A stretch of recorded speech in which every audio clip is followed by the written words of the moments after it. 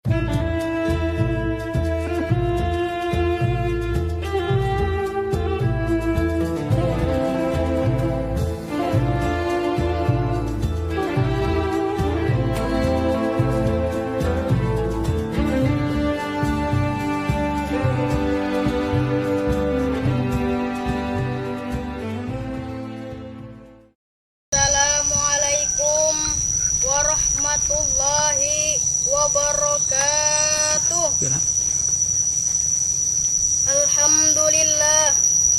Alhamdulillahi rabbil alamin. Wassalatu wassalamu ala ashrafil anbiya'i wal mursalin sayyidina wa maulana Muhammadin wa ala alihi wa sahbihi ajma'in, amma ba'd. Marilah kita panjatkan puji syukur kita kehadirat Allah Subhanahu wa ta'ala, yang mana telah memberikan kita nikmat sehingga kita dapat berkumpul di sini dalam keadaan sehat walafiat. Salawat serta salam tak lupa kita curahkan kepada junjungan kita Nabi besar Muhammad sallallahu alaihi wasallam. Tidak diragukan lagi bahwa di dunia ini tidak ada yang sanggup menandingi Rasulullah sallallahu alaihi wasallam. Beliau adalah guru para tokoh besar dunia.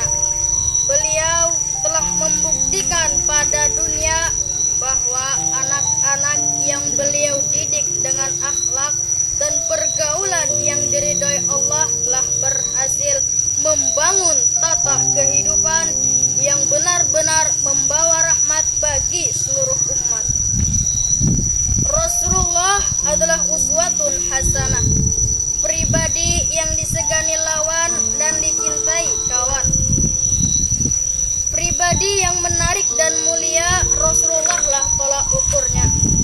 Saya menawarkan sebuah resep sederhana tapi pasti mujarab. Resep untuk membangun kepribadian muslim dan membangun generasi muda yang Qur'ani adalah Kuku Bima. Maaf beribu maaf, ini bukan iklan obat kuat. Kuku Bima yang saya bawakan mempunyai makna. Ku yang pertama, kuatkan iman dan akidahnya. Hanya mukmin yang kuat imannya, yang kuat akidahnya, yang selalu hatinya terpanggil untuk membela agama Allah. Pribadi mana yang sanggup bangun tengah malam ketika orang sedang terlelap tidur, ketika orang mendengkur pulas dalam selimut?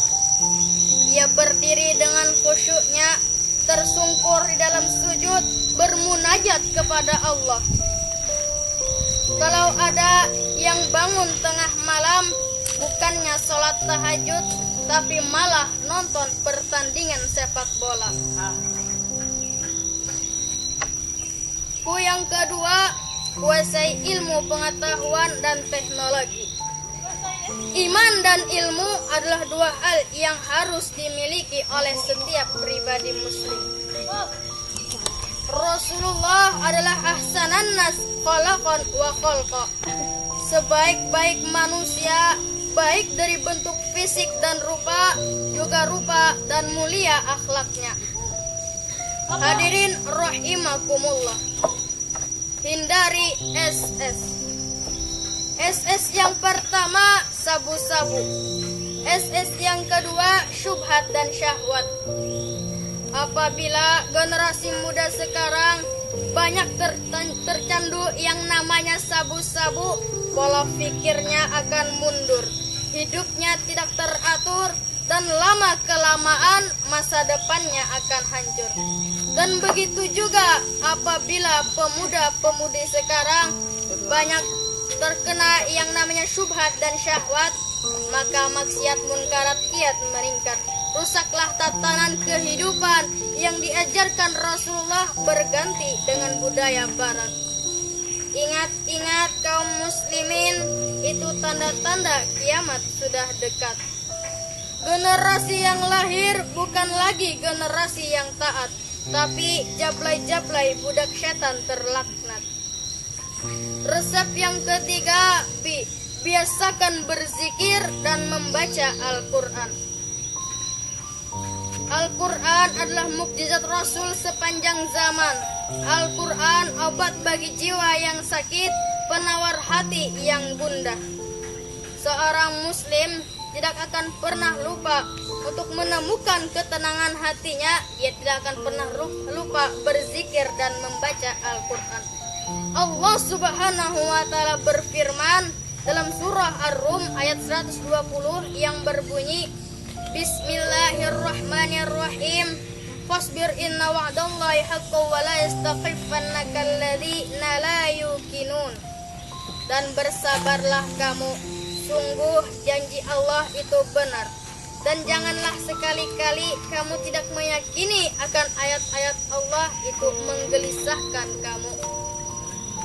Resep yang terakhir yang tidak kalah ampuhnya adalah mahabbah kepada baginda Rasulullah Shallallahu Alaihi Wasallam.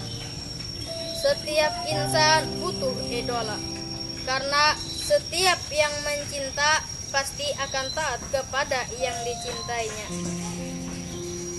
Berapa banyak pemuda-pemudi sekarang yang matinya sia-sia.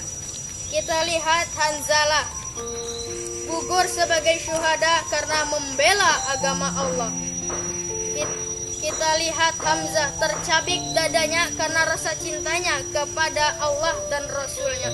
Sementara pemuda-pemudi sekarang mati di tempat-tempat clubbing, di nightclub dan lain sebagainya, berlumur alkohol dan ganja, disanjung, dipuja-puja. Apa balasan mereka kepada kita? Paling hanya ucapan bela sungkawa dan setangkai bunga. Tapi janji Rasulullah kepada orang yang dicintainya, waman ahabbani kana mai fil jannah.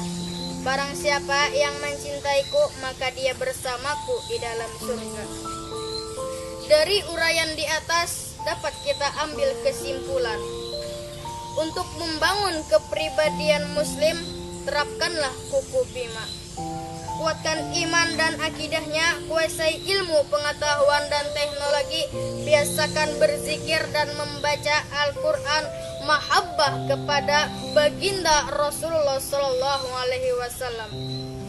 Mungkin ini saja yang bisa saya sampaikan, kurang lebihnya saya mohon maaf.